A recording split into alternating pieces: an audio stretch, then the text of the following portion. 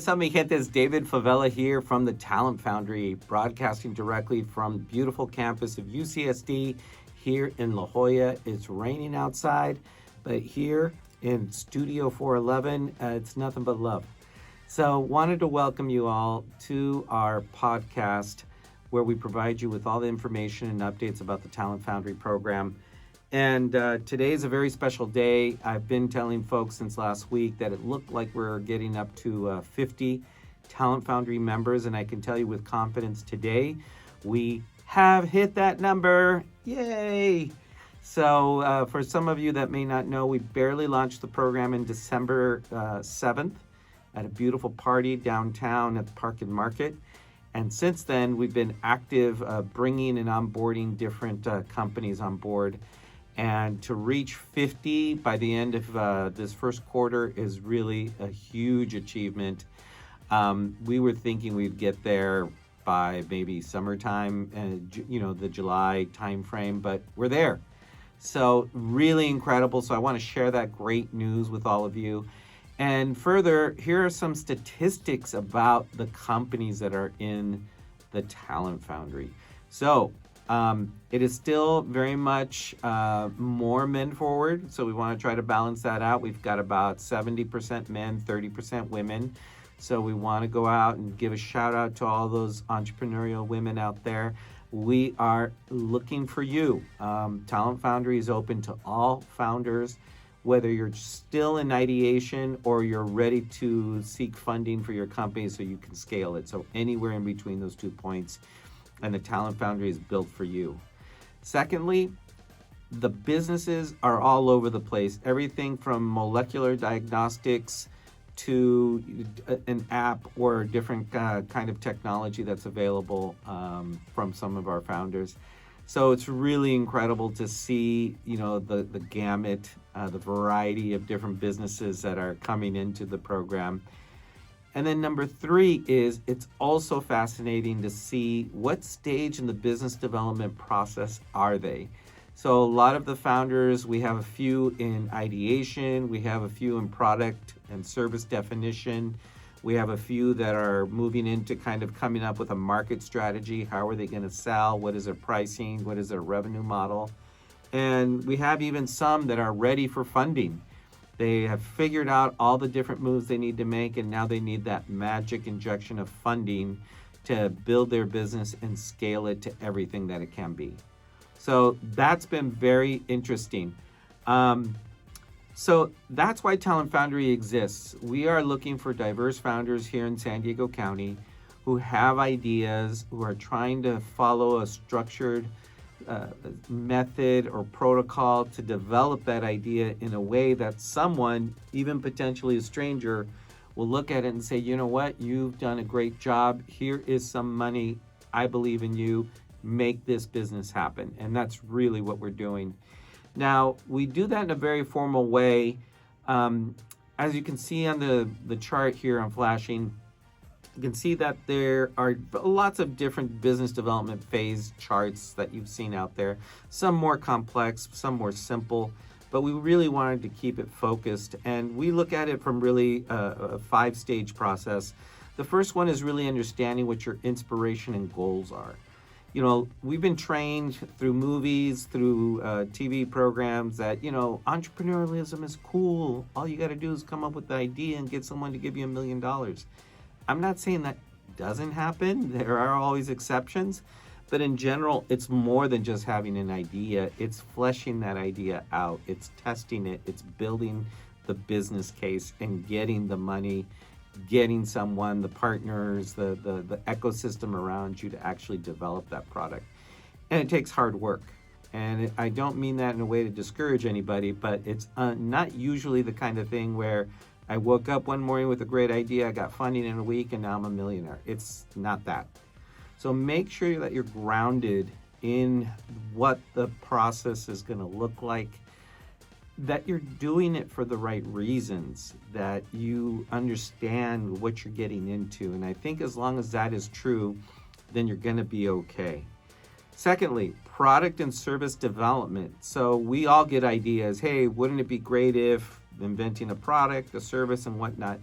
But who's that product for? Are they really going to pay what you're willing to charge them? How are you going to differentiate your product? Are there already people in the field doing similar things? How are you going to innovate and stand out in a crowded field? So those are really the things that you have to take a look at. And this is where we bring to bear the MVP process. And the MVP stands for minimum viable product. And here's where you start the process of testing your theories or your hypothesis. So you can say, you know what, I think my abuela makes the best tamales ever, and she does. But how are you going to prove that? And you can prove it by setting up a series of small experiments to really start getting a broader feedback loop on whether what you just said is true.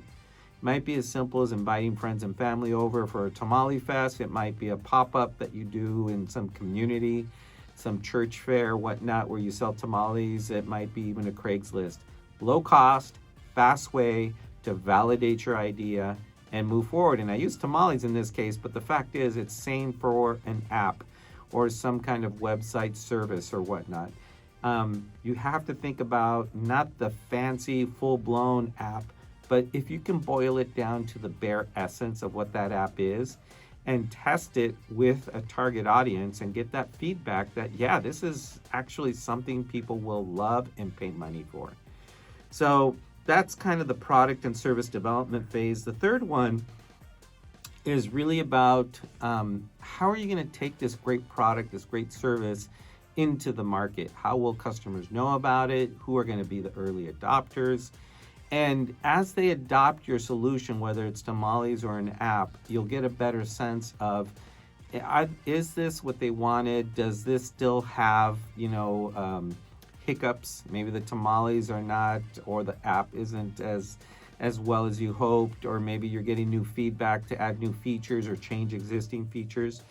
And really understand how you continue to differentiate, because the one thing you never want to lose in this whole process is understanding how your product is going to stand out from the rest of the market. Great book that speaks about this, and I really recommend it, is Blue Ocean Strategy. Just Google it or YouTube it. You'll find dozens, if not hundreds of videos. And it is a continuation of the MVP process. And so one of the things I'd say about the MVP process is be open to feedback.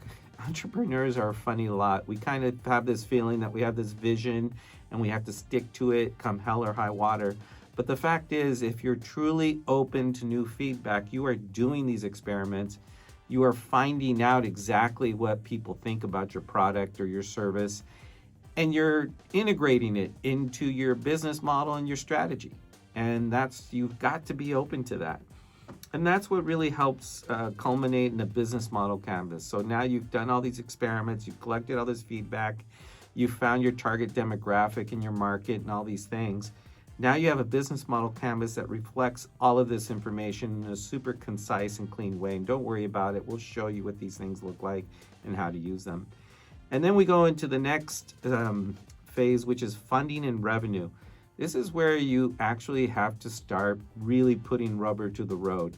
Prototypes and doing some work before was exciting and awesome, but here's where you start to hire people, whether they're consultants or contract workers or actual employees. Here's where you establish the company. And here's where you absolutely have to get some source of capital. Bank loans are, possible. They're a little more challenging.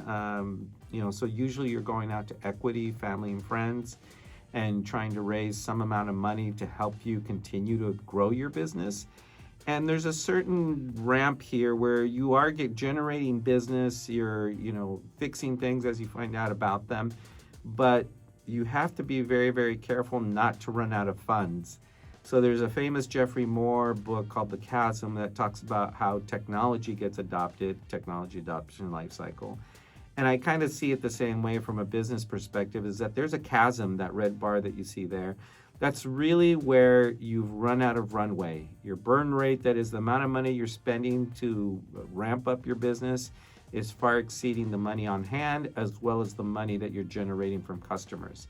And you can have an awesome product or service, but when you run out of money, you are out of business. You can no longer pay people. The whole thing collapses. That's what the chasm is.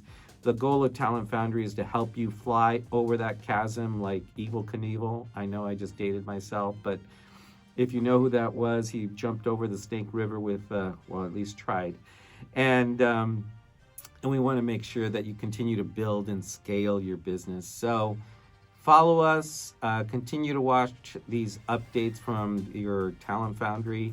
We're posting them weekly. We'll have new updates on the program, new events coming up, and really just trying to be your source for everything Talent Foundry in San Diego County.